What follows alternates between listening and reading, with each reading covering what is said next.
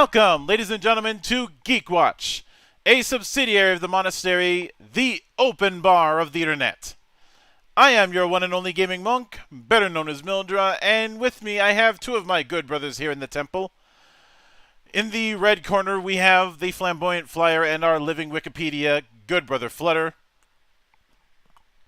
And in the redder corner, because he is the Aka Oni, the man of 1,000 runes, the CEO of Zadaria Enterprises, and the bane of my fucking existence, good brother Xanatrix. Become a trainee at Zadaria Enterprises today, and you'll see how we can make our reds 25% redder. And 3 times faster. Is that like how at Aperture Science they fire the whole bullet, so that's 33% more bullet per bullet? No. No, it's not. How dare you put us in the same breath as Aperture Science? Those bastards didn't even have a nice training door. It's a tacky training elevator. No, they just had potatoes. This is true. Mm-hmm. So obviously, with this one, some might say, is this going to be some massive tribute to Hideo Kojima? No. There is, when some of you may recall years and years ago when Roger Ebert claimed video games can never be art. And around that time, there was this massive push to lean far more into cinematics and more advanced storytelling, and the whole gaming as a storytelling art form argument was cropped up incessantly in the 7th generation. And some games got it right, a lot of games got it wrong, but this particular narrative persisted quite a bit. It's one that in recent years has thankfully been dialed back, but it was inescapable in the late 2000s through the early 2010s. Mm-hmm. Hence the name for today's episode, A Weapon to Surpass Cinema. As yes, I couldn't avoid the meme because, well, as a wise man said, memes are the DNA of the soul. Memes, Jack! The DNA of the soul! My best monsoon impression for everyone. I think it's okay. Yeah. Yeah. But the point of this is to examine the terrifying, the dizzying highs, terrifying lows, and creamy middles, with apologies to Matt McMuscles. Phrasing. Of the push to go more cinematic when it comes to gaming stories. And I suppose we can start out with I'd say if there are two games that tried to bring cinematic flair to video game storytelling early on. The original Metal Gear Solid is obviously one of them. The other one might be Soul Reaver. Soul Reaver definitely had a lot of cinematic elements to it for sure. But I'd hesitate to say it was doing cinematic in the same way. Largely because of how its camera worked when it came to its cutscenes. Now, it isn't as bad as some games that obsess over reverse shot, i.e., the most basic bitch way to film a scene. Mm-hmm.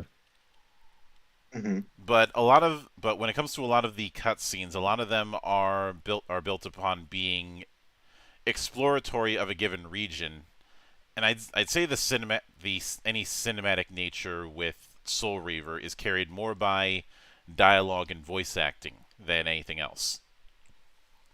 That's not to say the visuals are unimpressive for the time. It's just one's punching clearly above its weight.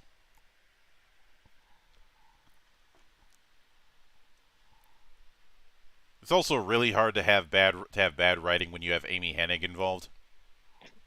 It is.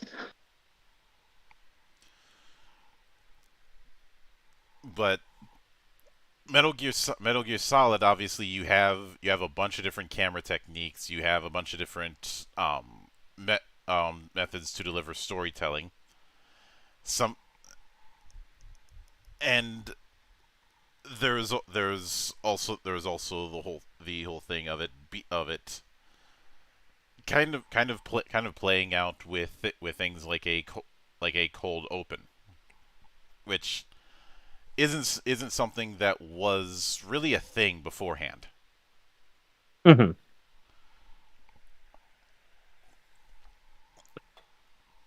But But good.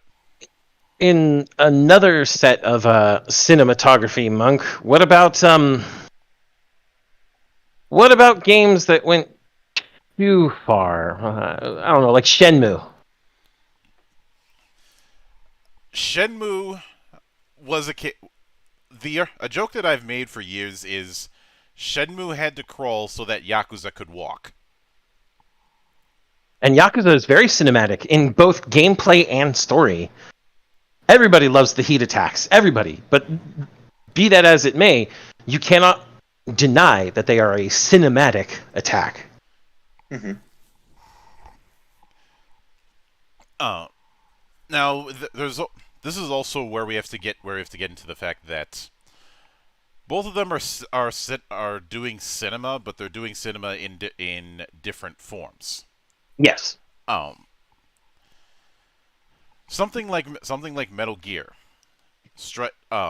specifically Metal Gear Solid, Mm-hmm.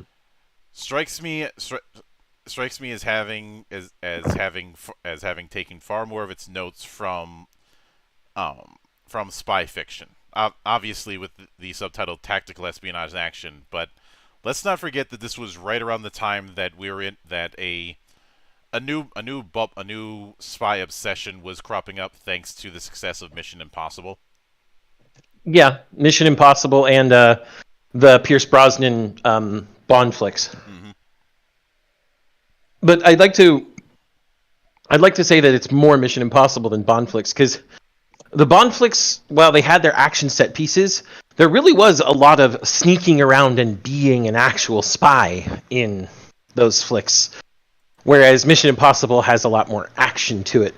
So you can definitely see more of the Mission Impossible DNA in the Metal Gear Solid series.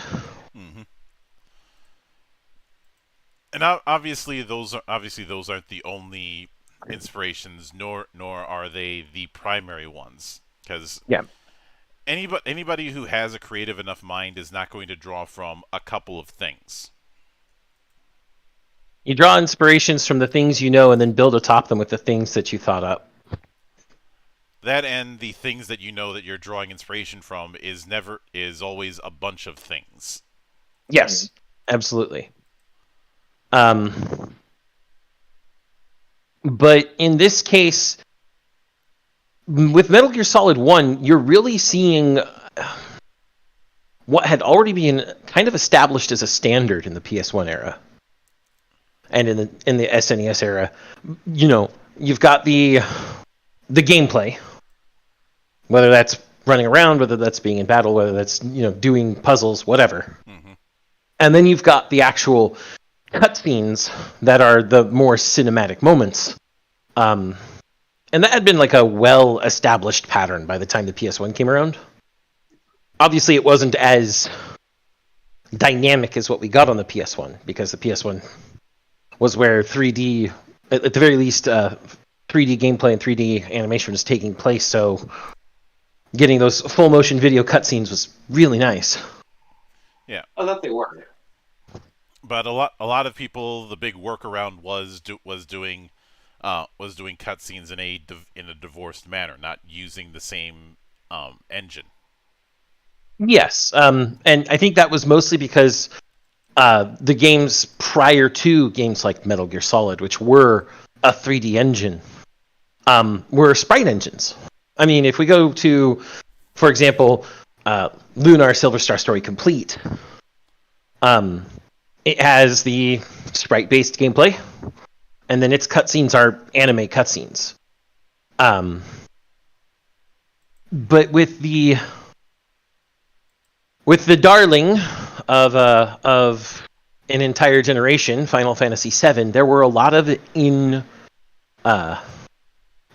cutscenes, including cutscenes you could move in. That was a big one. Oh, There were okay. That sounds cool. there were a couple of cutscenes in the original Final Fantasy VII that you could actually move around. Not that it would actually affect the cutscene, but it would actually show you the character model at least moving, which was a cool little detail. Mm-hmm. There's, of course, even with that, the big reason. I think before we can get into the weeds, we have to define what makes a given game cinematic, and this is where things get tricky because there can be multiple interpretations of that. It could be having a film like script. It could be using using camera techniques that we see in film. Um, or it could be both. I would say I would say it's an evolution of the attempt of trying to make a playable movie, something that had been flirted with in the FMV era. Results were mixed. Hi, Night Trap. Yeah, I was going to say digital pictures. Anyone? See, Night Trap, plumbers don't wear ties, sewer shark, Oh God. we're walking. So if we're going to nail down a definition, Monk, I think the real thing to do here is to take the definition of what is cinematic and just fit it into the context of video games. And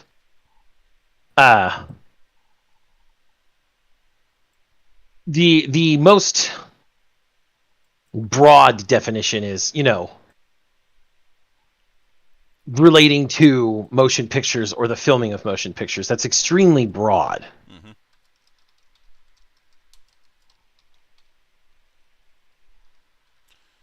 Especially since film is not a genre, it's a medium.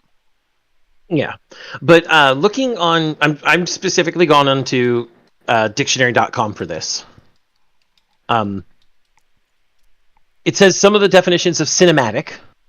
The first one, having to do with movies as either an industry or an art form.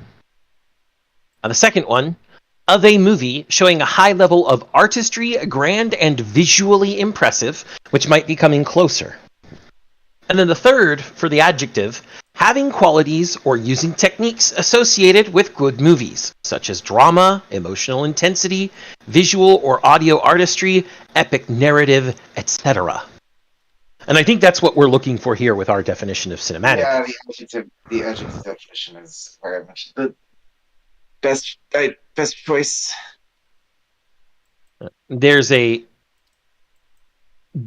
Because this is applying these techniques that were started in cinema to other things.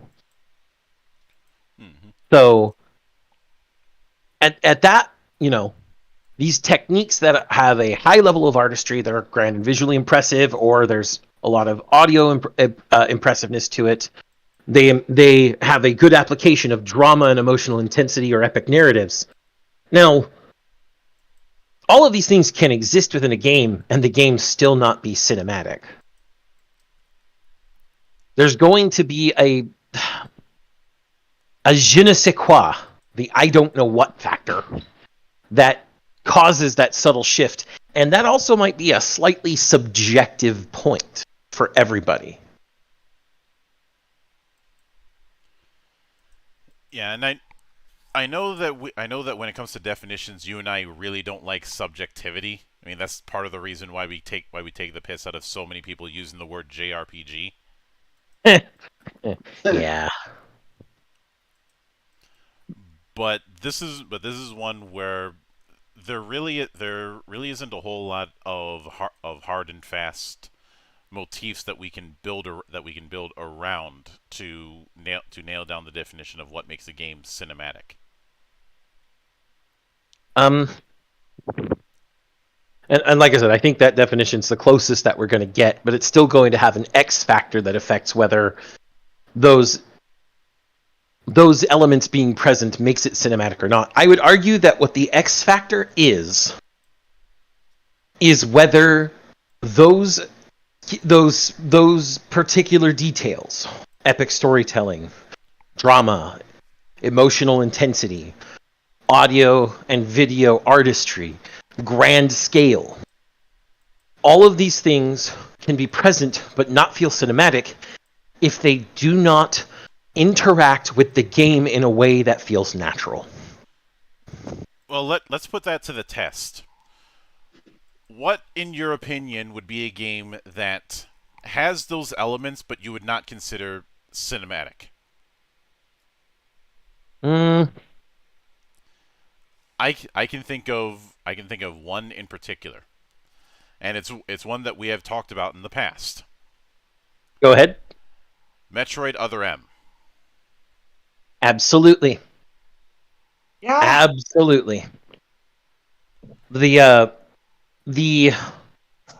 cutscene elements of that game do not meld well with the rest of the game. The other cinematic elements don't meld well. Now, I will say that the gameplay itself, being made by, I believe it was Team Ninja that helped with that one, Yep. does feel cinematic. The gameplay itself, the actual combat, because of the way they designed that combat, there is a very cinematic flow to parts of combat. But then you have, on the other hand, but then you have the thing that they were forced to shoehorn in, the missile system being turning your Wii remote towards the TV, suddenly becoming stationary and going into a first-person targeting perspective, which was not good. Not good. And then, to say the least. And then, of course, with the actual way the story was told, there was great potential there to tell a great story. And it all felt flat. The emotional intensity was not really there. Any times that there was emotional intensity, it almost felt forced. Especially Samus's PTSD moment that she really shouldn't have had. And while there were grand visuals and great audio, it didn't mesh. And because these things didn't mesh, they were discordant. I think the phrase we're looking for is the right hand didn't know what the left hand was doing. That works as well. That's apt. And one particular common thread I'd say when it comes to games that do this kind of thing right is when it's being done by when the strongest creative voice within the office is doing these kind of things because they happen to be a fan or have a love for cinema. Kojima, and this is the reason I bring him up with this kind of thing, is a film geek. He's been a film geek since day one. Absolutely, the man's wanted to make movies. He routinely tweets about movies he watches. There's not just that. Let's consider the fact that the design of the original Metal Gear Solid had a lot of tributes to Escape from L.A. Not Escape from L.A. Not Escape from L.A. Escape from New York, actually. Yeah. Especially the whole thing of naming his central character Snake, i.e. Snake Plissken. Snake Plissken. Even used the Plissken reference in Metal Gear Solid 2 with Snake's pseudonym that he used. Iroquois. Iroquois Pliskin, Yeah. yeah. Although I'm not entirely sure if Lieutenant Junior grade is an actual rank. It is, depending on what branch of the military you're in.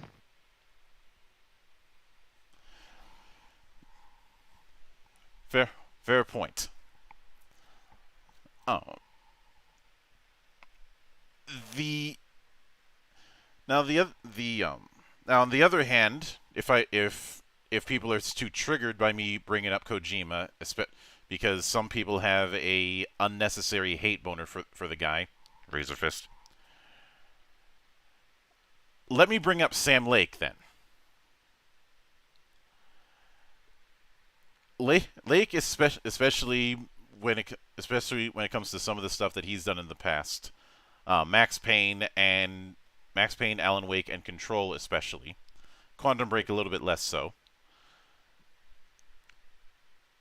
With a lot of those works, he is showing his influences on his sleeve.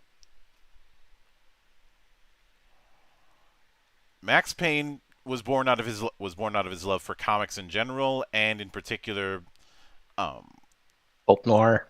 The pulp noir boom that was going on with '90s comics, especially in the wake of The Crow.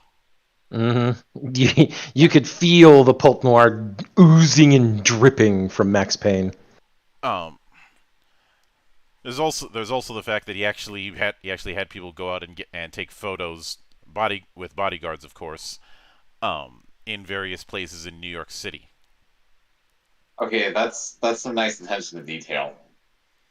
And because they needed to keep costs low, for actors, they just grabbed whoever they could from friends and family of Remedy's staff. And then, of course, Max Payne himself is Sam Lake's face. Mm-hmm. Which is why you get some very interesting facial expressions in the original. Ah, what a card, that man. But a big reason that comic book panel style was done was they knew that with the engine that they had, they couldn't do in-engine cutscenes. And I know I talked about how I came off like non-engine cutscenes can take away from the experience. They can depending on the kind of cutscene that's used. If it's one that doesn't flow into the gameplay experience, then that can create that disconnect we talked about with Other M.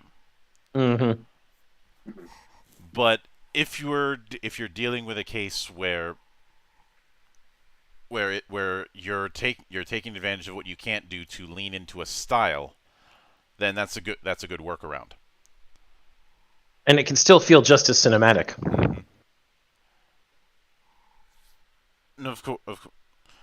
I'm not the biggest fan of motion comics, but I can see the appeal of them when you have good enough sound design. Mm-hmm. Like I remember going through the Watchmen motion comic, and the only part of it that seemed to really have any sort of anything interesting when it came to audio design was the voice acting for Rorschach. Everything else was just kind of eh. Mm-hmm. But of course, when it comes to Alan Wake, he didn't even try to hide the fact that the big inspiration for that was Twin Peaks and just David Lynch's work as a whole. Yeah. It's pretty obvious, especially considering the fact that he had the game take place in Washington.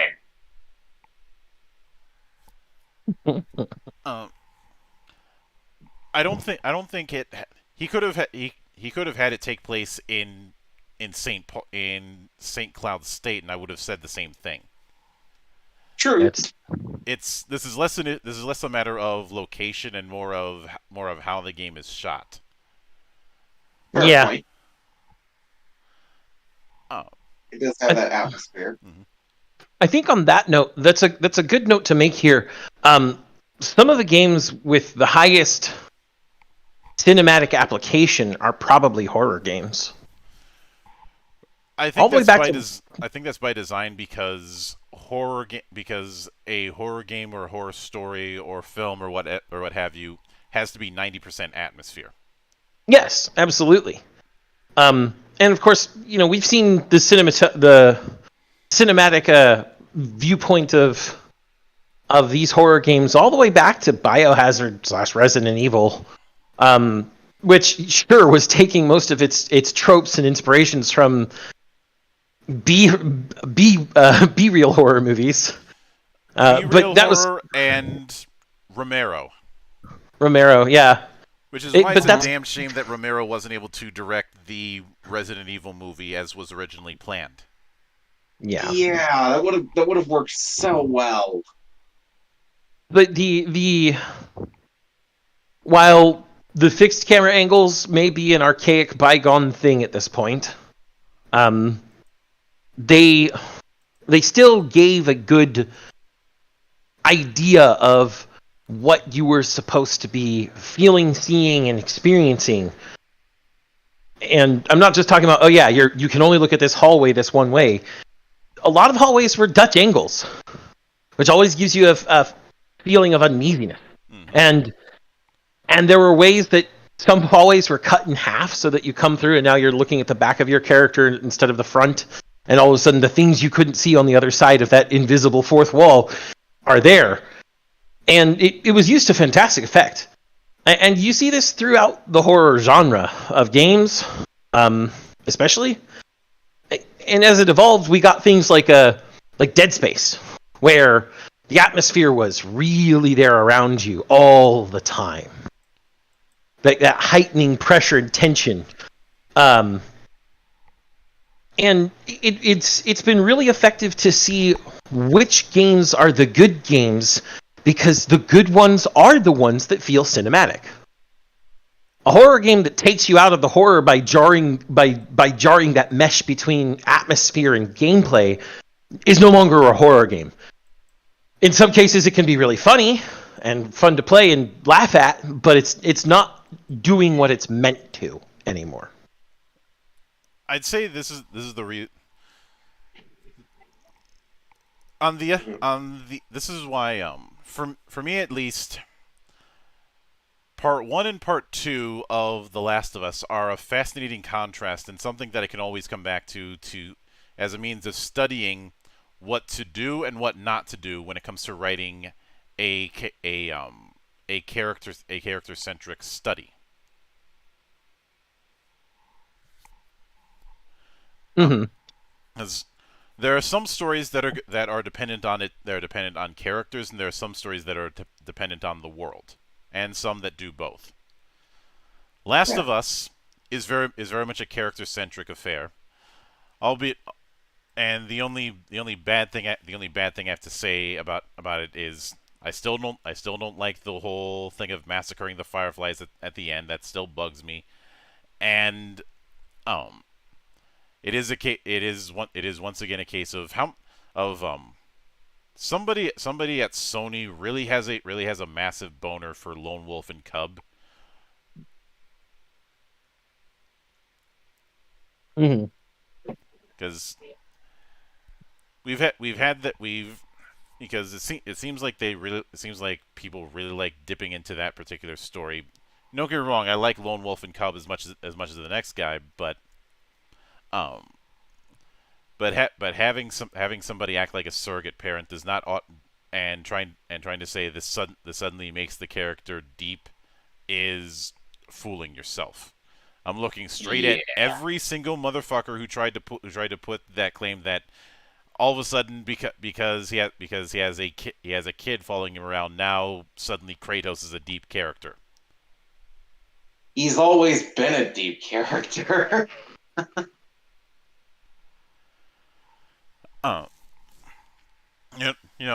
Because everybody just conveniently forgets that the sole reason Kratos even did his murderous rampage and destroyed the Greek pantheon was because of the death of his because of his inadvertent killing of his family. Yeah. I am glad at least that Ragnarok brought that up, and in fact, one of the better scenes in Ragnarok is Freya trying to do the whole, you wouldn't understand, you've never lost a child, and and she got called out for that, Mm-hmm. as she should, Rightfully so. because but you look at that where in something like The Last of Us, where you had that major theme of what people are willing to do in order to survive in a place surrounded by death. Whereas two tried to do that hackneyed revenge bad narrative that people are still trying to cope about to this day, and trying to gaslight people like me into saying that it was somehow a masterpiece. Fuck right off with that bullshit. No, if it really was, then people wouldn't have to keep saying it. Yeah, that's what I mean. But the key thing here is we talk. I think it's important to make clear the fact that when we mentioned the one of the elements being being like grand writing and intense emotion and the like, that doesn't mean that that it always has to be this big epic. Yeah, it doesn't have to be bombastic. Yeah. It needs to be impactful. Mm-hmm. There has to be an impact, and I know we picked on him before, but this is as good a time as any to bring up why we keep picking on David Cage. Because he is making playable movies. I mean, that's the short and sweet of it. Yeah. He's making playable movies. Yes. And to be fair, they're incredibly well shot, incredibly well scripted in some cases. In others, you have the improv that makes it even better. Hello, hello, Brian DeChart.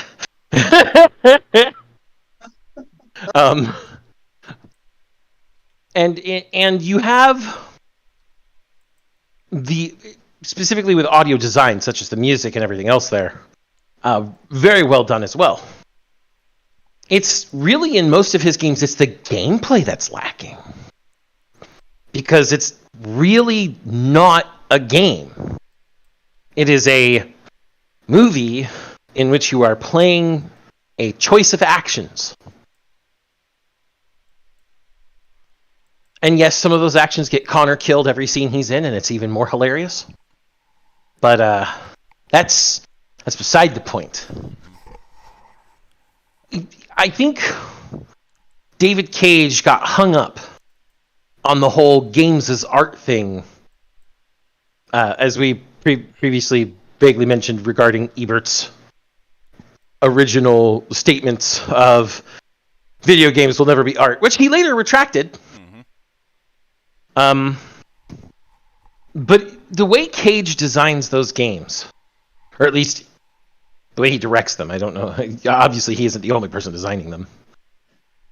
Just seems to be, this is a movie, and here are some places where a person can press buttons to make the movie progress in a specific direction. But the movie should always progress towards the things that I want it to progress towards. I think what's really telling about that is you mentioned the ad libs, so let's go a bit further into that. I remember that the actor in question had talked about how he would ad lib quite a bit with Clancy Brown, and he had a lot of fun working with him. Yeah, him and Clancy would ad lib all the time. And Cage would get an. I think he mentioned on one of his live streams that Cage would get annoyed so much over that, which is why we keep mentioning the whole "I like dogs." I like dogs Because I think as I recall, the story with that was somebody asked him what his favorite line was, and he said that, and Cage wasn't happy. Yes, there was a. Let me see here. It's on the trivia for his character's page, actually. He probably doesn't like that he made that into a T-shirt too. Mm-hmm. Um.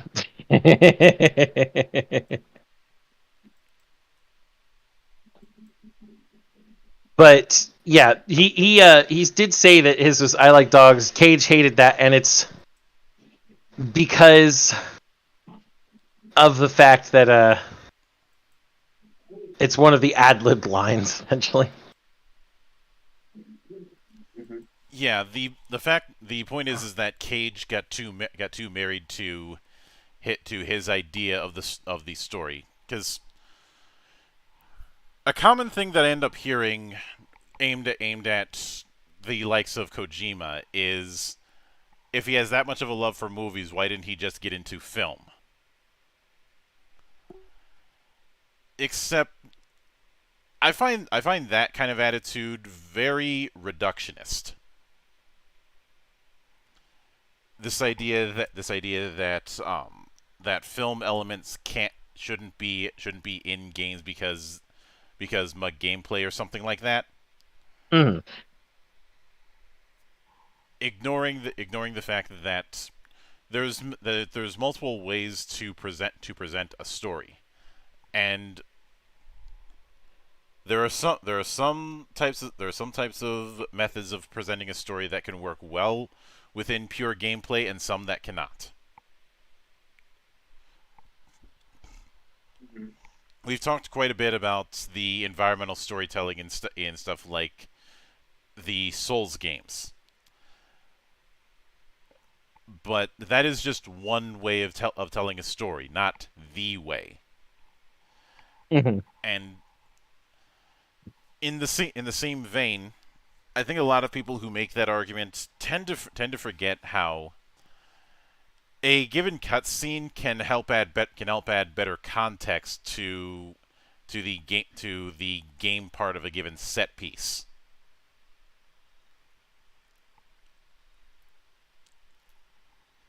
Uh, one of my favorite examples of this kind of thing, oddly enough, comes from Halo Reach. Even though this has been given the meme treatment in the years since.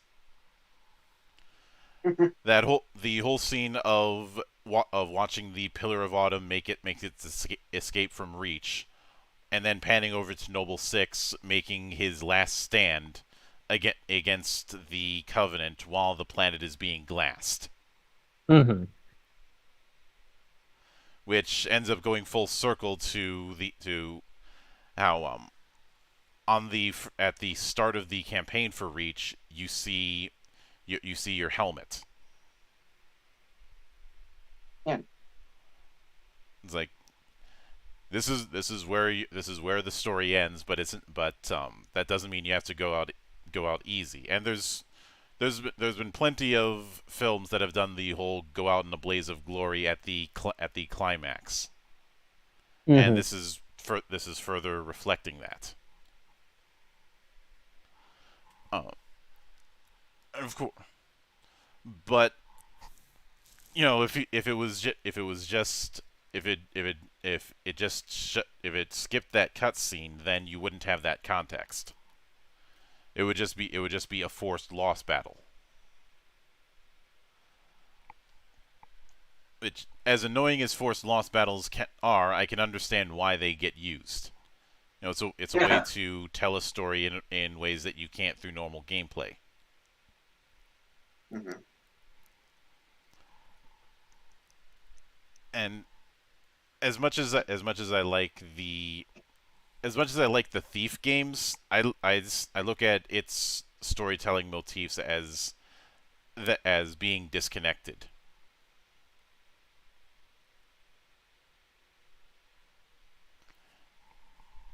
because you have the handful of cutscenes in both Thief 1 and 2, but a lot of that a lot of that cutscene design doesn't really factor into to the gameplay that you're actually doing. And with a few rare exceptions, like say the mansion. Zan, you know the one. The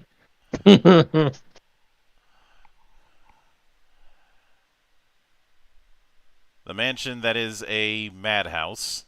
Yep.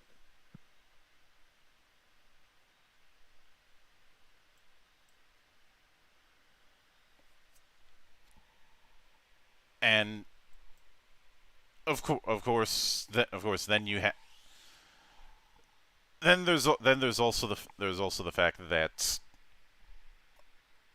in something like Thief 2, you have a handful of cutscenes that are glorified dialogue that are. When I look at the cutscenes in Thief, a lot of it is carried by the visuals, or rather the stylization of the visuals.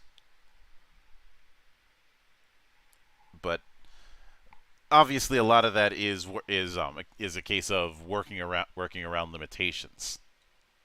Mm-hmm. And one of the big complaints that a lot of people have when it comes to games that take the cinematic route is cutscenes too long. Except the counter that I would always have to that is, okay, how would you make it shorter? I suppose a big example to use when it comes to this is Metal Gear Solid 4 with some of the lengthy cutscenes that it was doing, because, well, 4 was intended to be the end of Solid Snake's story. Yep. So there was a lot of things that needed to be explored and tied up before it all came to an end. Mm-hmm. Mm-hmm. Or let's also consider two of the longer cutscenes in Revengeance. The series of events that leads to the fight with Monsoon, and the one leading up to the fight with Armstrong. Well, I'd like to make a note about the cutscene with Monsoon. There's a bit of player agency in there. You can actually look around while you're glitched out, and Monsoon is monologuing, and see hilarious things, like one of the guards playing with a cat. I remember that. But the cutscenes with Armstrong are there primarily to give a little bit of camp and impact to the situation without interfering with the actual conflict. Mm-hmm. They want to give you that build-up. And of course, as we all know, Maxor has taken that camp and impact and ramped it up to 11 with, "That's a nice story, Senator, but try backing it up with a source. My source is I made it the fuck up!" And then somebody actually cameoed both Quentin Flynn and, I forget the actor's name for Armstrong. Thank you. Into actually both doing those lines and then splice them together into a video on YouTube, because I've seen that. holy shit, the fan base is rabid for these games. Uh-huh. I mean, Revengeance came out a full generation ago, and it's still being utilized as a meme material every few months. Well, what's really funny about Revengeance is Revengeance had quite a bit of traction at its launch, and then went dark. And then, for some reason, about 2 years ago, just burst onto the scene again with way more impact and widespread memery than the first time, and is kind of just stayed there now. Part of it might be the general global situation causing people to go back and look at this game just like they did with Metal Gear Solid 2 when they saw what the internet was turning into. And they're really looking at this and going, yeah, the world's a meme. World's a fuck. Mm-hmm. I mean, hell, back. Remember that just before you fight Armstrong.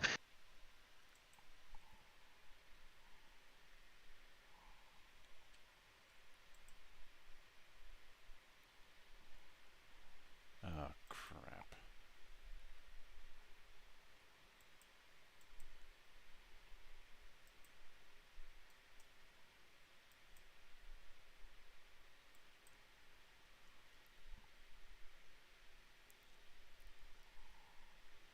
Hold on a minute, folks.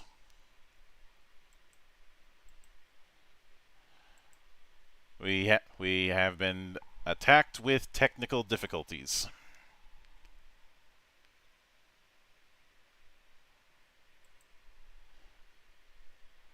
Welcome back, Monk. Sorry about that. Discord was being Discord. Not surprised. Are we still streaming at least? Yes. We are. Okay, yes. good. Okay, good. Let me type. 1 moment, please. Technology hates us. Live But- TV is awesome. It had cut off just right before you said just before you fight Armstrong. Yeah, just right before you fight Armstrong, Boris calls you on the codec and says, "Look at the internet." Or is it Kevin who calls you? It might be one of the two. Oh, it was Boris. And you look on the internet and you see sites like CNN and Twitter and social media and news sites all about this new war in Pakistan thing. And at that point, you're just like, what have they done? Holy shit. And it just makes the impact of that whole fight seem really rooted in a world that is connected like ours is with the internet. Because sometimes what we see with these games is it feels like wherever you're doing whatever you're doing, it doesn't have an impact on the wider world that it would imply it has an impact on. Whereas all throughout Revengeance, despite it being campy as fuck, over the top, and all about the cutting people to pieces thing, it still manages to have a really cool story about guys that are using the brains of children to create soldiers, and also shows the impact of your actions throughout the game, especially, when you go to Denver and blow up a skyscraper, and then eventually go to Pakistan and fight Metal Gear Excelsius, and then fight Armstrong. But the news stuff coming out already is talking about how the U.S. is going forward to police some bad actions in Pakistan because Armstrong had basically already set that all up. Yeah. You actually see the consequences within the world, and that's part of that cinematic feel. Mm-hmm. You've got with Revengeance, you've got this bombast. You've got nothing but bombast in that game. It's one of those ones where we say grand spectacle is really a big part of it. Yeah. Oh hell yeah. And if I'm being honest, a big reason why I brought up the video games can never be art remark has to do with the fact that a lot of times I couldn't help but notice that people had overcompensated when it came to that, and I'd say a lot of people are still overcompensating for the fact that they are playing that they are writing a game when they really want to be writing their straw man idea of art. Yeah. And I'd actually like to point out that Kojima being a cinephile, and since we are still on the subject of Metal Gear games, especially with Revengeance, definitely took his love of cinema into every one of these games. Each in a different way each time. Hold on real I quick, mean, guys. I'm being called away. okay. All right. And I mean, with Metal Gear Solid 1, as you pointed out, Escape from New York, and With general spy fiction. With that was with the original Metal Gear that I was referencing Oh, Escape from New York. Solid, I was referencing Mission Impossible. that's true. Excuse me, my bad. I misspoke. But yeah, Mission Impossible. With Metal Gear Solid 2, I say that we have. I don't know. What would you call that one right there? It doesn't feel quite like Mission Impossible anymore. I would say two is a tricky one. There's a part of me that wants to say stuff like the Abyss, if only because you're dealing with this offshore station. What about The Rock? I could see that. I could see The Rock because it's still a disaster waiting offshore in a highly fortified place, sort of thing. And then with Metal Gear Solid 3, we definitely had some pretty heavy older Bond influences in it, especially with the famous ladder. The ladder, as well as that opening credit setup, that was clearly trying to do 70s Bond. Exactly. Absolutely. And then I'd say MGS4 is much more his own thing. He took his influences, wore them on his sleeve in 1, 2, and 3. But 4 feels very much like, yes, those influencers are still there, but a lot of it came from Kojima himself. Yeah. And if 5 had been made the way it was supposed to, it obviously would have been leaning into a lot of 80s cinema. Actually, it would have been leading into 80s TV.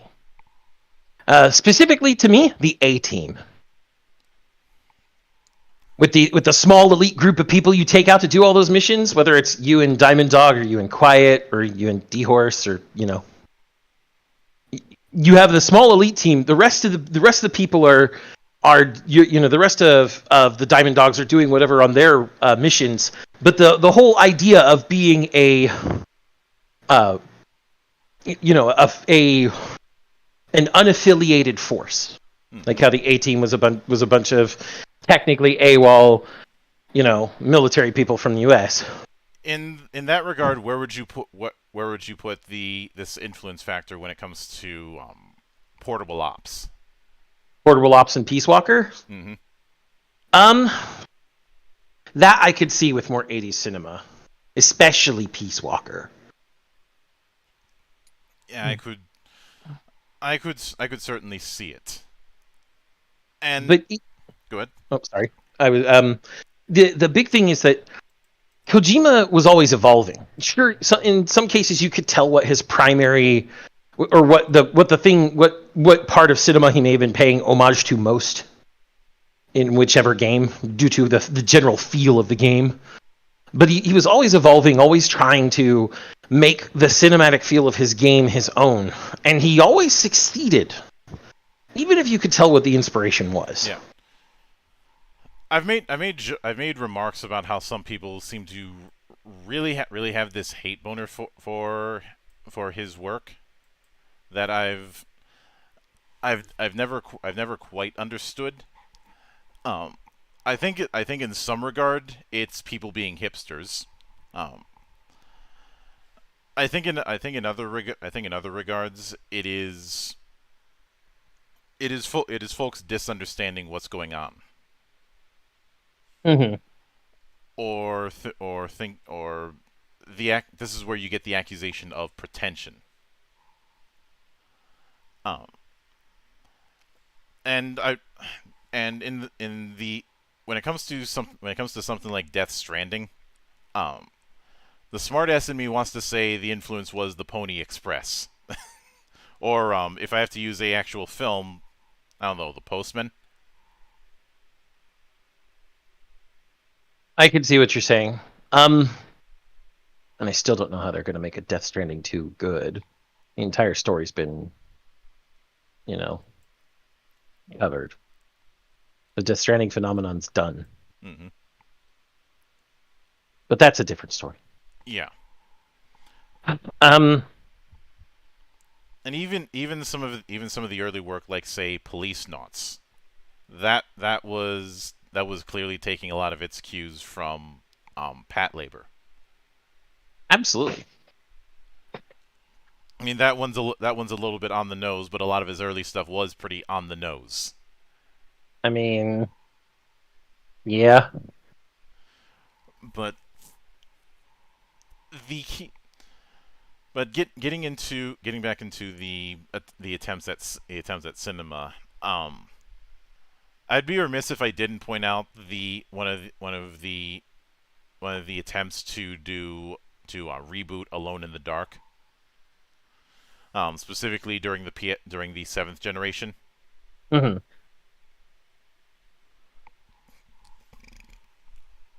But I think the reason that didn't work was just because there was a lack of a unified voice. It's like, are you trying to do horror while you're also trying to do this bombast? If only Resident Evil had learned that lesson sooner. And yes, I'm using that to pick on 6 again. Because, look, Resident Evil claiming that it was going back to its roots was a meme for years. Yeah. And for good reason, because it was a case of the lady doth protest too much. Mm-hmm.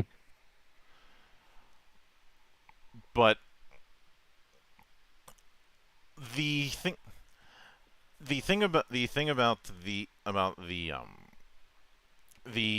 overcompensation that I mentioned earlier about how there seems to be this mindset that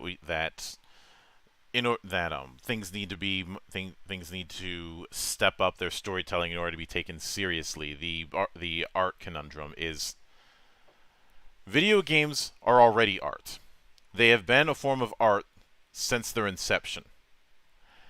However, it is a different form of art. Much in the same way that sculptures are a different form of art than paintings. But they are no lesser of an art form. Mm-hmm. It is in a unique position when it comes to that interactive nature, and this ties into the reason why I do not respect quote unquote art games as games, because in the name of having more serious storytelling or whatever buzzword they want to use, the interactive element is stripped away.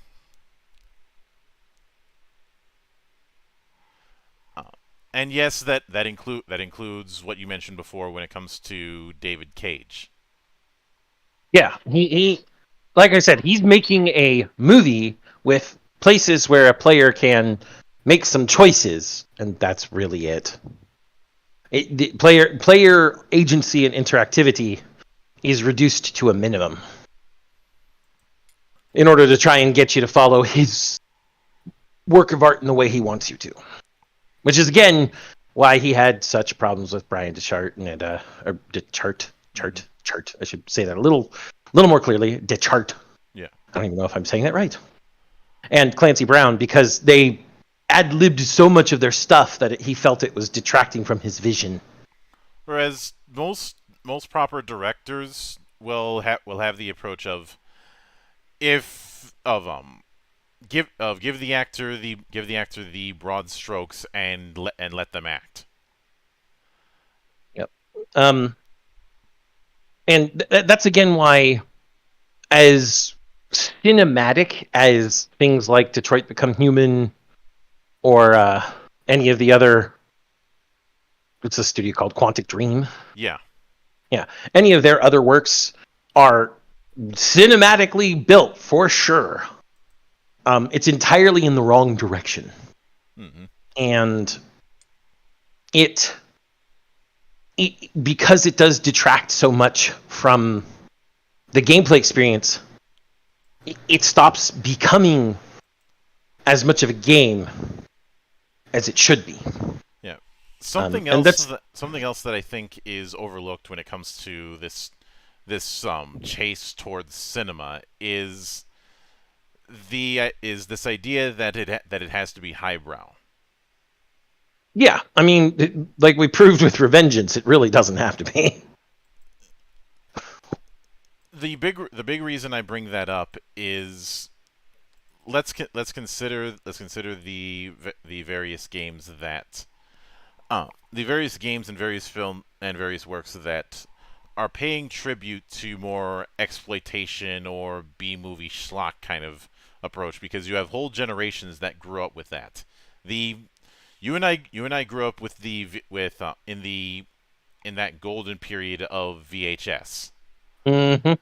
And within that you had a lot of low budget B stuff that would end up becoming cult classics through VHS that would have had no prayer in proper cinemas. Yeah, and as I pointed out earlier with Biohazard, it was built entirely on the B cinema horror flicks that were schlocky and hokey and still really fun rides. Yeah. Even and if we give the Tarantinos at all a pass when it comes to the schlocky approach that they do, I think we have to do the same with video games. Absolutely. Because Tarantino and Rodriguez wear their grindhouse influences on their sleeve. Absolutely. And when it comes to video games, this idea that it needs to be highbrow in order to be taken seriously, the people who demand it being taken seriously are the kind of person who would sell out their friends in high school to hang out with the popular crowd, even if they would be treated as nothing more than a hanger-on. Mm-hmm. I'm going to take another Capcom favorite, a darling that we thought was dead for a long time and got revived just a few years ago, and tell you right now, go play Devil May Cry 5. Tell me that is highbrow, and watch as I laugh in your face. Because you've got, just to check off a few things, Dante getting a hat and magic scarf that shoot his red orbs as ammo, but when he gets it, he imitates Michael Jackson. Mm-hmm. You've got Nero with his daddy issues finally getting his devil trigger at the end of the game, and when you use it for the first time, he flips off Virgil and says, "Fuck you!" Mm-hmm. Like, that's angsty teen bullshit, and it's fucking hilarious. You just bust out laughing and keep kicking ass. Devil May Cry 5 has, like, the serious, dark, brooding characters that's part of the game. For the most part, Dante makes fun of him. His own summons sometimes make fun of him. And Nero's just like, the fuck is this guy on? V is treated as sort of a joke until the point where he isn't. It doesn't exactly help that he looks significantly more frail than everybody else. Absolutely. I mean, I love some of his mobility, his movement abilities that allow him to move faster, but it looks like he's on a mobility scooter. Mm-hmm. A shadow that he stabs his cane into and then rides on it. It looks like he's on a fucking mobility scooter or a Segway or something. I wouldn't be surprised if that was intentional. Oh, I'm sure it was. Remember, V is supposed to be Virgil's frail humanity that he separated himself from because it was weakness. But There's a lot of campy schlock in a lot of the games you love out there. I guarantee it. And you either let it slide because it actually fits in and you feel like it fits in at the moment it happens, or you let it slide because it hasn't detracted from the rest of the experience you're having. Yeah. And the thing is that the big reason I bring up the whole influences on their sleeve is that when people are making art, the art that tends to stick around is one that is building off of what came before. But I also wanted to highlight how there seems to be this idea of approved and disapproved sources of inspiration. This is something that I have made fun of on multiple occasions when it comes to TTRPG design from the old heads who try and claim that you should not take inspiration from video games when designing a role-playing game. They're all wrong about it. I mean, we have an entire game that shows that they're wrong. I have entire games on this channel that says otherwise. Mm-hmm. Of course, those are the same people who think that the only game that you need is this older version of the world's most litigious role-playing game. As Monk commonly says, one of the biggest problems with the OSR is that it's called the OSR. Mm-hmm. And the there is the and as I've mentioned in the past, I had stated that you're going to have a whole generation who is not inclined to treat Tolkien, Moorcock, and Lieber as the things that they have to draw inspiration from. Did we include Howard in that list too? Yeah.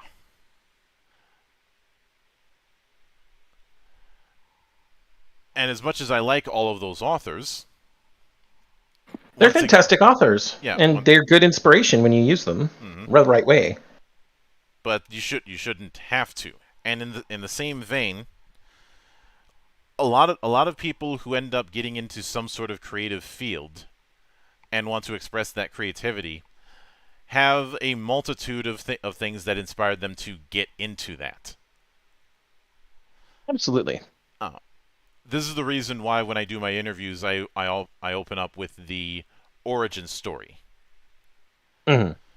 Because a lot of people would think, oh, the origin story is somebody talked them into playing D&D and things expanded from there. Not always. Sometimes they didn't have any tabletop background before they made their stuff. Well, and the story of convinced to play D&D and expand from there is really central to the North American sphere. Mm-hmm. You go outside of North America, even just to South America, there's a lot more inspiration than just the most litigious game in these places. Do not underestimate the power of Brazilian weebs. Do not underestimate the power of Italians. Fuck, with how many Italians you've talked to. I'm not wrong. No. No, you're not. No, you're not. And of course, I would love to have somebody who used to work at Group SNE get in communication with me, so I can see the origin stories of stuff like Nova or Sword World or even Maid. Actually, with Maid, I know the inspiration for that. That was meant to be a parody of the Maid Cafe phenomenon. Maid the RPG is such a good RPG for being a parody. Yeah, it very much is, mostly because of course Ryutama has originally I had said that it takes a lot of its cues from Miyazaki's work, but not entirely, because I'd say it's more of his post Mononoke work after Miyazaki came off his cocaine high. I am. You know what I like most about Ryutama, Monk? Shoot. The fact that the name, and I swear to God the authors know this, is a way to trick non-Japanese speaking weebs. Because most weebs will at least know that Ryu means dragon and Tama means ball. I swear to God the authors knew exactly what the hell they were doing. I could go either way on that, especially since Ryutama doesn't strike me as a very shitposty kind of game. I'm not saying it's a shitpost. I'm saying it's name recognition. Japanese wordplay, It's fun. but when this idea that again that if somebody wants to do things cinematic, they should just do film. Um, I think that kind of thinking can only come from somebody who's never developed film and never understood the logistics of filmmaking and the utter hell that it can entail that can entail. Mm-hmm. Because it very much can be hell on earth. I've talked about the Heaven's Gate film and how much of a nightmare that was behind the scenes. And of course, there's also The Abyss, which the cast referred to as The Abuse, and some of the cast members outright refused to show up for the premiere. Yeah. Yeah, let's do a whole film underwater and let's deal with this algae problem by putting way too much chlorine in the water. What could possibly go wrong? I couldn't tell you, Monk. Not at all. And a big reason that I always bring up the inspirations is I like seeing the chain of events that led to someone creating a given work. Um, I still have that massive behind the scenes book for Firefly, and where it talked about one of the big inspirations was a novel that Joss Whedon was reading about the Civil War. Mm-hmm. That was depicting it from both sides of the line, and that provided the impetus for Firefly in his mind. Obviously there were a bunch of other factors, and it is kind of amusing that a lot of the props within Firefly were reused from Universal Soldier. Mm-hmm. Mostly because they just had him on hand. So why make new props when you can just reuse old ones? Uh, a fairly common practice.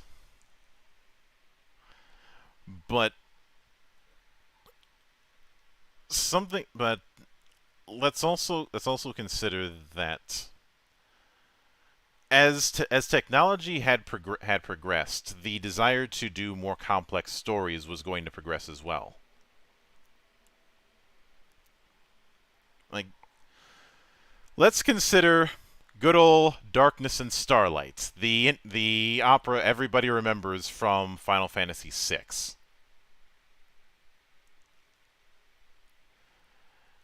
I guarantee you, if they had more modern tech was available for that, you would have seen it the way you see a God damn it.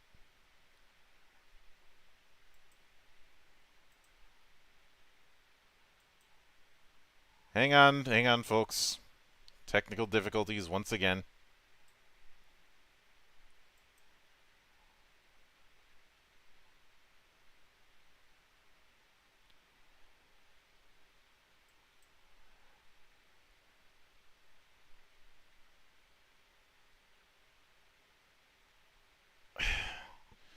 And hang on, Discord is deciding to be a dingus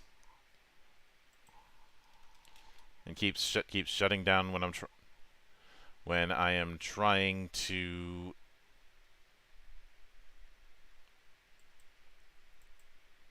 Okay, there's the. Okay, let's try this again. All right, I am back. Yep, I hear you now. You were mentioning the Darkness and Starlight opera from FF6. Yes, because if that was done with even just PS1 tech, I guarantee you would see that as a full on cutscene. Yeah, yeah, you would. But they did that in engine with the sprites. Mm-hmm. And because like you if that was what I'm saying is if that was made during the PS1 era, you would have seen the kind of things that people would decry as too much quote unquote cinema. I I can see where you're saying that. Honestly, I think making a FMV or something of that nature in the PS1 era would have been actually pretty cool. Yeah, and I'm not saying doing that would have been better or worse, but more of when you have people wanting to tell those kind of stories, and um and are limited by the technology that's available to them. As the technology gets better, the kind of stories that they want to tell is going to expand with it. I think a lot of people who have this staunch anti-cinematic um, attitude regarding games seem to have this idea that games should stay in this um, state. Bubble. This yeah, bubble is one way to put it. I know that may run contrary to some of the retro renaissances that we've had in the AA market, but I would still. But if you look at if you look at just the boomer shooters that have come out in the last few years, if you tried to run those on a PC back in the 90s, that PC would explode. Yeah, I'm thinking of Ultra Kill right now. Um, I was I was actually thinking of Ion Maiden. Also works. Like just the amount of voxels in that one would have made a game explode. Even fucking Dusk would Yep, which is using a heavily modified Quake engine would have problems. absolutely. But um, actually, bringing up the opera from FF6 brings up another good point about how something being cinematic is something that meshes well with the experience. Because the opera in Final Fantasy VI again was done in a 16-bit sprite engine, Mm-hmm. but it has become such a famous scene that it's even gotten an homage in much more modern, well, not necessarily much more modern in way of engine, but in created more modernly games. The most infamous example being Metaton's opera in Undertale, which was a direct reference to FF6. You could tell with the whole thing. And that sort of cinematography carries over into even non 3D spaces. Mm-hmm. Because that's another thing I kind of hear from time to time, that sprite-based games can't be cinematic, and I think that's absolute dog shit, to be honest. One of the best horror gaming experiences that I've had in quite a while is the Faith trilogy, Mm-hmm. which is its visual style is very clearly trying to emulate Apple II levels of tech, Mm-hmm. and it ends up adding to the experience, especially with the speak and spell design. Yeah. of its audio design. Uh, that's even more primitive. That's even more primitive than most sprite designs are going to be. A lot of let's cons- I look at the 2013 version of Rise of the Triad as a case of people learning people learning the dead end, i.e., trying to do that sort of throwback style with modern tech was not going to be easy, and it would be much easier to just do upscaled versions of older engines. Mm-hmm. Because don't get wrong, I don't hate the 2013 version of Rise of the Triad, but it is messy. It's a bit jank, is what I'm saying. Yeah. And a lot of that jank just comes from the fact that something like the Unreal Engine, especially around that time, wasn't going to be good for that sort of for that sort of large scale run and gun kind of shooter. Which, in hindsight, makes me very glad that there was never a DLC expansion to do a extreme rot around for the 2013 version, because that would have been really fucking psychotic. And that's saying something, because if you've played Extreme Rise of the Triad, which I have, and I mean, you know I have. so you know the amount of bullshit involved. Absolutely. And anyone who says it's not that bad, you clearly have blocked out your memory on it. Which is like saying the original Kaizo Mario is not that bad. It's not that bad, Monk. It's worse. Uh, let's also consider um for it could be. I know we've picked on David Cage, but one argument that I've seen is that what he's doing is just a natural evolution of the point and click um adventure game genre. Mm-hmm. Except I can't really go with that, because with a lot of that genre involves puzzles as the obstacle. Um, this is where, once again, I have to bring up that quote from Ralph Koster's A Theory of Fun, which I'm paraphrasing once again, and I strongly advise anybody who has a passing interest in game design, whether as a hobbyist or otherwise, to read Koster's book.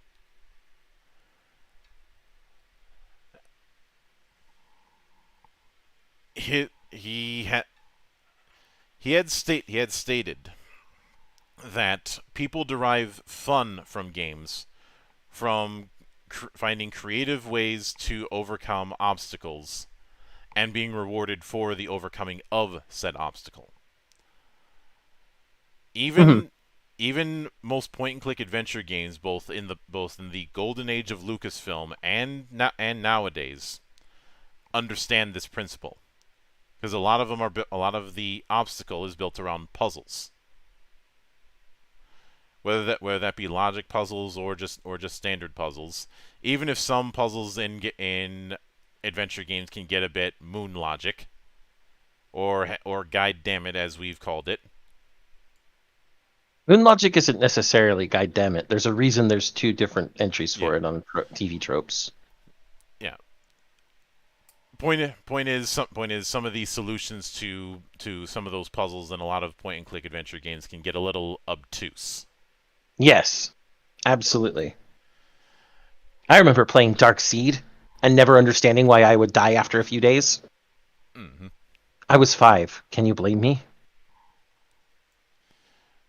No, especially when even adults get tripped up by Darkseid's bullshit. I wonder how many people even know what Dark Seed is.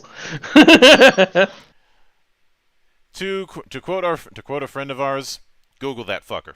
You should always just Google that fucker. But the thing,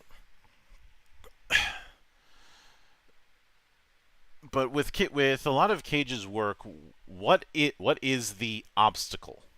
What is the obstacle that you're overcoming? And I'm not talking about difficulty or something like that. What is the obstacle that you're trying to overcome that you're being rewarded with? Nothing. All of the obstacles can be overcome in different fashions, even if that fashion is dying. It is not very often, at least in a lot of parts of Cage's games, that death is an ultimate end. And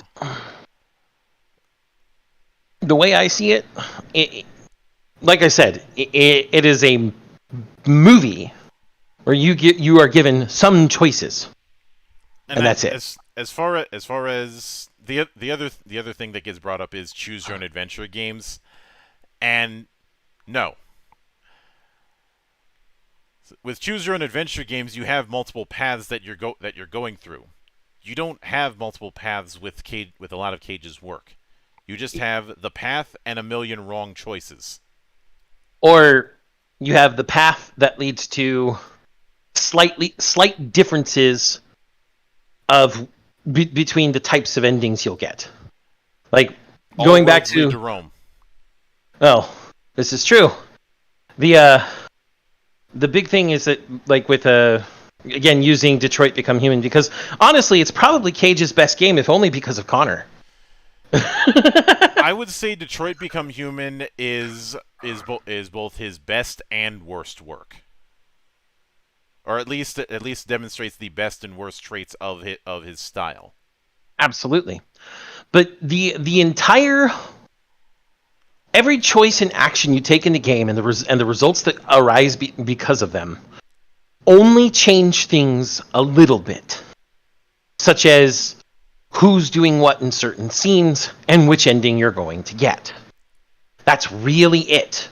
And Connor can die in every scene that it is possible for him to die in, and it still doesn't affect the ending in a major way. It just means Hank kills himself because he's watched you die too many times. Which is sad, because Hank is a good character. Clancy Brown really sold that role. Yeah. And I know some might say, well, the reward is the multiple endings or the outcomes, except that is weak. Especially because I will say there is one small part of the game that is good regarding these choices and outcomes. If you do rather well during certain parts of investigation or other action sequences before you get to the places where you can make multiple choices and talk about multiple things, you unlock dialogue options that reveal more about the person you're talking to or more about the situation you're looking for, and allow you to more, can't exactly say creatively, but allow you a path that was otherwise unavailable to you. But again, that's really weak. Because even without that path, you're still going to get to the end. And if somebody wanted and even when it comes to the cinematic end, if you're gonna play that game that is trying to be a movie, this was the reason I got so I ended up ranting so much when we talked about David Cage the first time, because as a science fiction exploration of humanity, or even speculative fiction of humanity, that totally isn't a civil rights allegory. His words, not mine. It ends not up at all. It ends up failing when you contrast it with other stories within that subgenre. Because within that, I had referenced some of the things that is trying to be in the same conversation with things like, say, season 1 of Westworld, Her, Ghost in the Shell.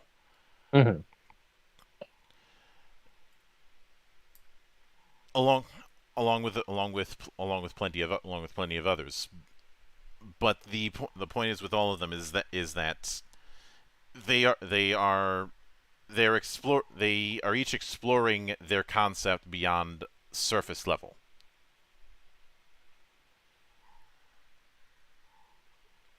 Like, I don't know about you, but whenever I heard the whole "they're not machines, they're alive," I just rolled my eyes.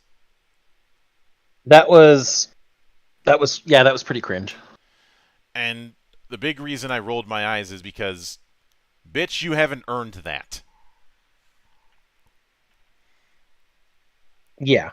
It also The it also doesn't help that the person who's quote unquote fighting for fight the freedom of these robots is doing so by forcefully indoctrinating them, which kind of undermines the whole message. Yep, he shakes hands with them and they turn deviant. No, Which is, the whole turning deviant kind of undercuts the idea. well, it's I know what he was going for. He was trying to go for the fact that they're only called deviant because they aren't fulfilling their assigned purpose. They aren't actually deviant. They're just becoming conscious. It's a Matrix trope almost at that point. They've freed their minds. Except the whole free your except the whole free your mind thing was more to hammer home the point that when you're in the Matrix, just because it feels real doesn't mean it is. Yeah. And if it isn't, that means that the rules that you think are the rules of the universe can be bent. Mm-hmm. Oddly enough, you see the same concept in Taoism.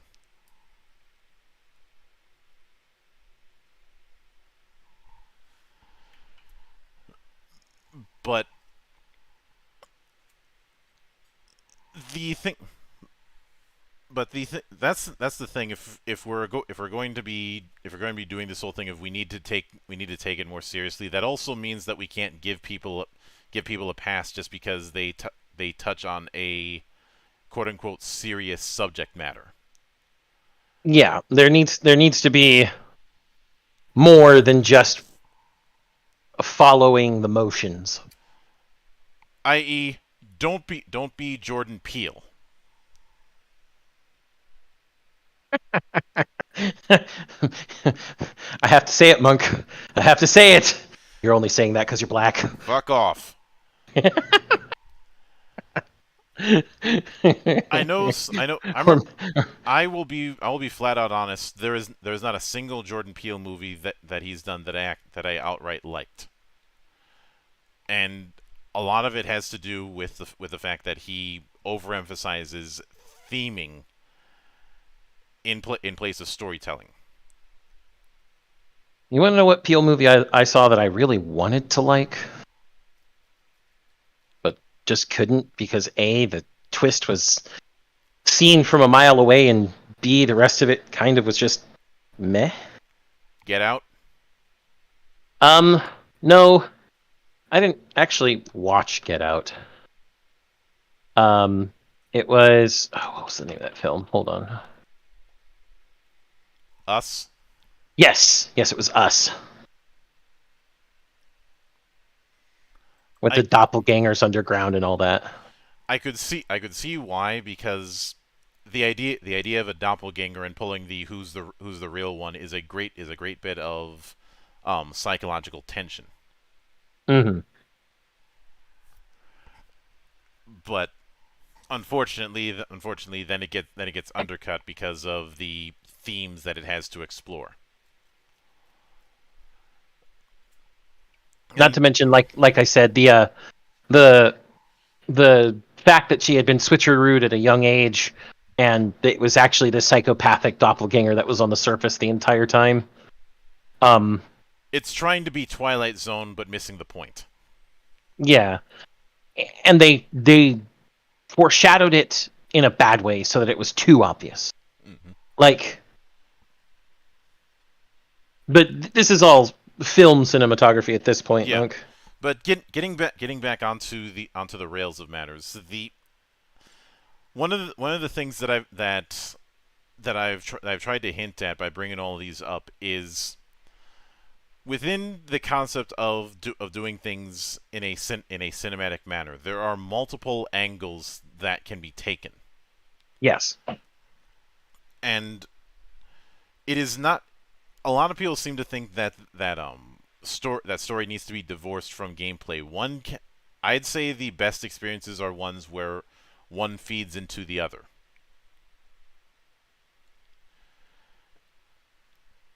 And Yeah. obviously that's because let's also consider the fact that I've mentioned this before, but the save the world narrative is far less interesting than the personal narrative. Not to This mention that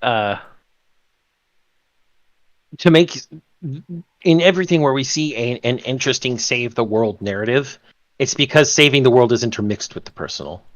yes. Oh,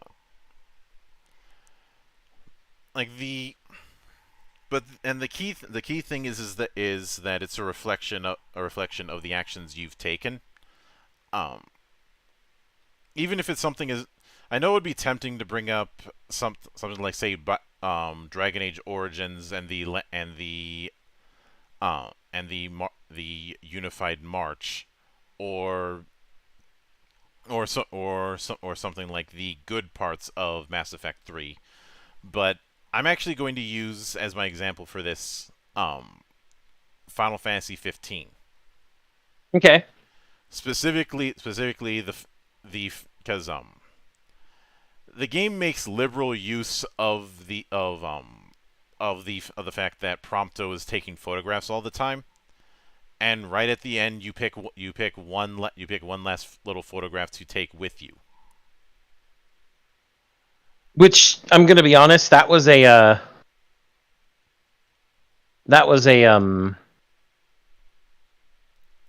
gut punch. It was a gut punch, especially with the types of characters that you would interact with and become close to, especially the other three guys. Mm-hmm. Um, a lot of people were tempted to take pictures of the four of them. A lot of people were also tempted to take any of the pictures of Freya you got, Luna Freya, Mm-hmm. which also made sense. And there were little jokes here and there for if you liked, like if you took Iris, Gladio's sister. He'd comment, be like, what the hell, Noctis? Basically. Yeah. But whatever it was, whether you were doing it for a joke or whether you were doing it for the connections you had, it was still personal to you. Like, even if you chose Iris because you thought the response was funny, that was still because you thought the response was funny. Mm-hmm. The player themselves had that connection to that response and to the people in the game. That was a stroke of genius. And I should know. This is also where you had a smart bit of marketing because of one particular trailer that isn't outright used, but more of a what if, and that was the Omen trailer for the game. Mm-hmm. Which is a dream that Noctis has as part of the train journey to the Empire Mm-hmm. as well. It is basically answering the question of why Noctis needed his retinue. Mm-hmm. Because if he did the whole journey by himself, he would have fallen to the same darkness that Arden had. And then there would have been no saving the world from the darkness itself. Mm-hmm. But you know how we talked about influences on the sleeve? That's another reason to bring up 15 because of its major influence. A lot of Mm-hmm. a lot of those coming of age stories that showed up in the 70s and 80s, and even though this is technically on the nose given the image song of the game, Stand By Me. Yeah. And honestly, the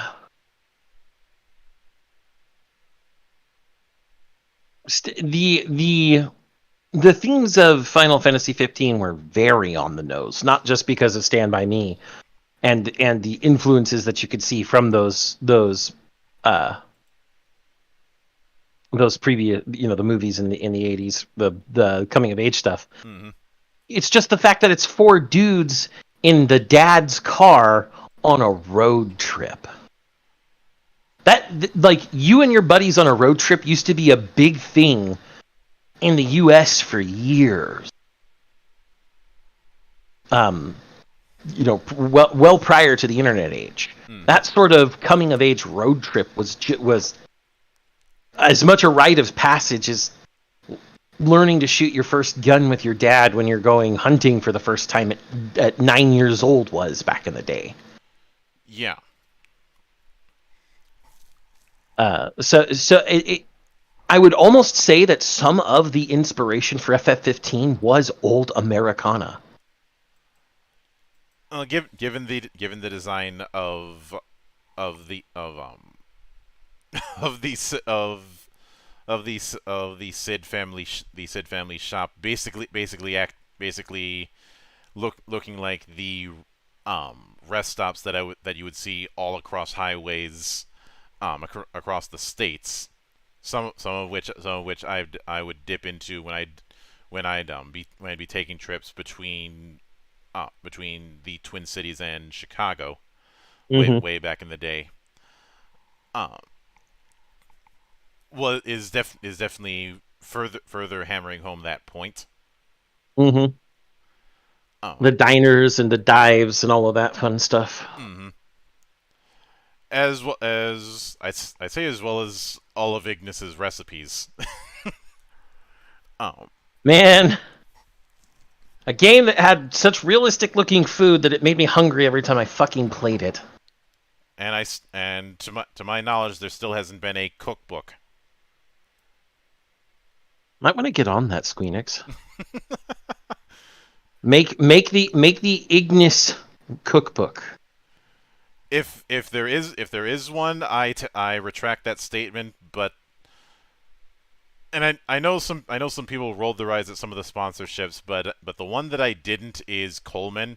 That was so good. If only because, well, and anybody who did any sort of who had any sort of camping experience in the Midwest knows you were dealing with Coleman stuff 90% of the time. Mm-hmm.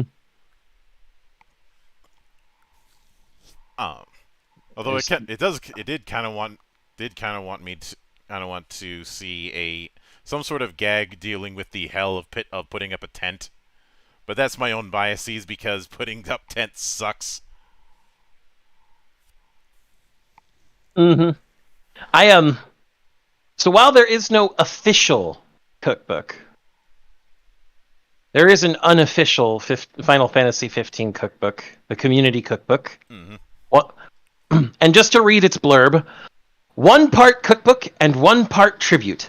That's it! Is a fan-made compilation of all 111 recipes that our boy Iggy has come up with to date in Final Fantasy 15. And they spelled recipe RECIPEEH because of the way that Ignis says it. Fucking love this. So there is an unofficial cookbook. I'll take it. Okay, I'm actually going to throw that into the chat here for anyone who wants it. I'll also throw it over to you in Discord. But that sort of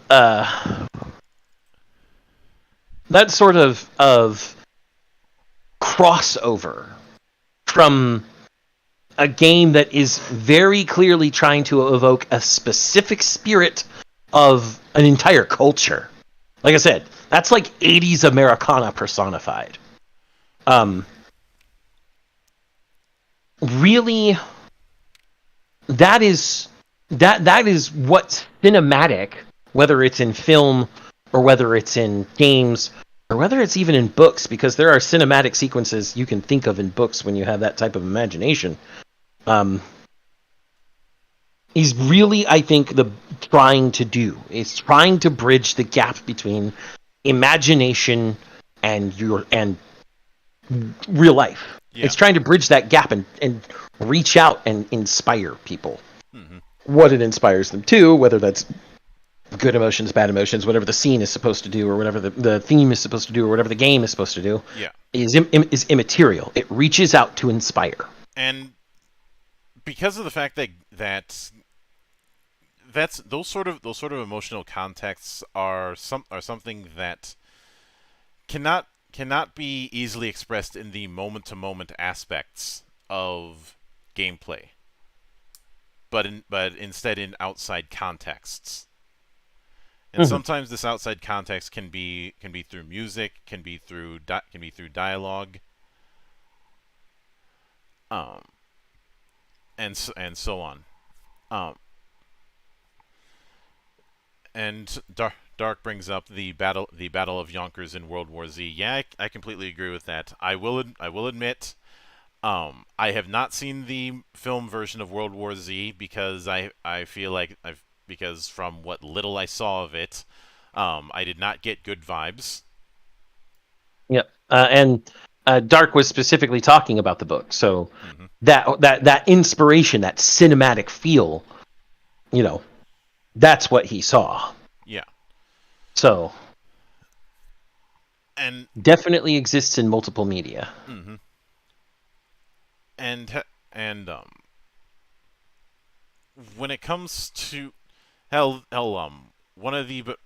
one particular moment for me that felt that I even joked about its cinematic nature was Kaladin's battle with Seth in the Stormlight Archive. Mm-hmm. I even joked that it felt like a fight. It felt like a DBZ style fight. Mm-hmm. And then if we go to books for me, I gotta go over to the late great Terry Goodkind. Mm-hmm. But prior to when he fired his editor, because after he fired his editor, some of his ideas kind of didn't hit home. There is a fight, a few fights that Richard Rahl goes through in that book where I can see and taste it. You can smell the copper and iron as frankly people are dying and being cut through. And I'm just like, holy shit, this book is so good. Yeah. But no wait, but a lot of those experiences, if you're just doing this whole games should focus on the gameplay and nothing else, you can't really bring that context in. Yes, and in some cases with some games that might be fitting. However, a line that I've used on occasion is there is no royal road to game design. Correct. Based on the whole there's no royal road to geometry. Now, the initial intent of the royal road line is there's no easier version of it specifically for kings, because I believe it was a pharaoh who was asking for an easier version of geometry that he could understand. I don't remember, to be honest. I understand the sentiment, though, is there's no single way that is easier than anything else to get the results that you want. And we've talked quite a bit about design by gospel and this idea that there's some magical certain way you're supposed to do things is wrong. I would say, looking at all of the game design, or no, let me boil it down even further.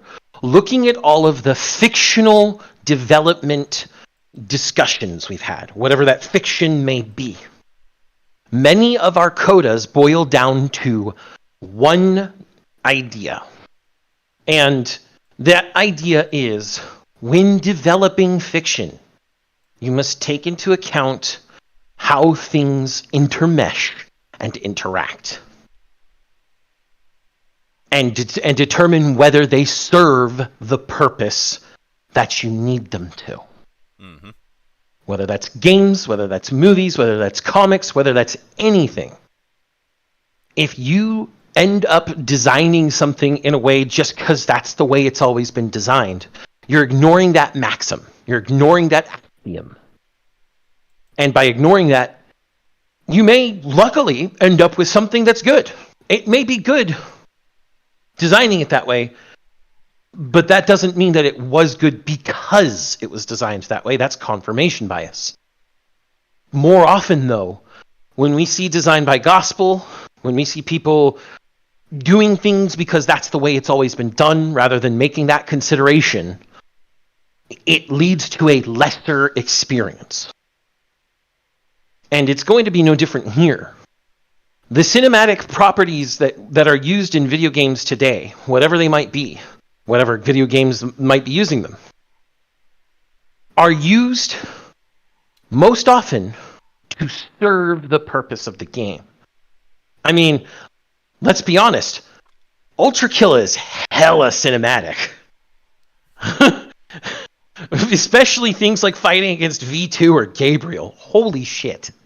Mm-hmm. And it's all in service of that pulse-pounding gameplay.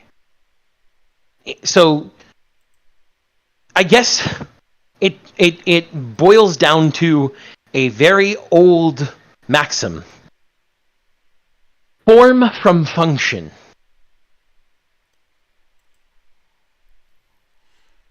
Very, very much so. And I'd say that is as strong of a coda as any to end this on, and that is, if you're going to be doing cinematic, then make sure you nail down exactly what sort of cinema you're trying to do, instead of just doing it because it's the style. Mm-hmm. And with that in mind, I think that is as good a spot as any to wrap it up. We will be back here live on Tuesday, talking about some of the notes that I've collected regarding the upcoming remaster of Pathfinder 2nd Edition, which is planned to be launched the same day as what was until recently referred to as 1D&D, because Paizo's been getting cheeky lately,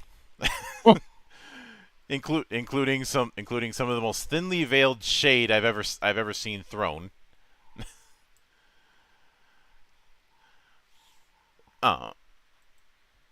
On Wednesday, if all goes as planned, I will be interviewing once again Rookie Jet Studio, because he made a bunch of announcements on his Twitch page regarding projects that he has in development. Chief among them, the fact that Gimmick Zero is going to be heading to Kickstarter soon. Next Friday, we will be returning to the Valley of the Judged to cover the GM portion of Faith. Saturday, I will hopefully have Ferruccio on, but we're still working on a date and time that works for both of us, because time zones suck. And Sunday, we will have the return of GeekWatch, and I will be doing a interview with the developer of a game called Tales from Myriad that, when I look at the Kickstarter for it, which is currently live, I keep getting vibes of the Mana series. So please look forward to all of that. But until then, on behalf of the good brothers present and not present, my name is Mildra, I am your gaming monk, and join the watch.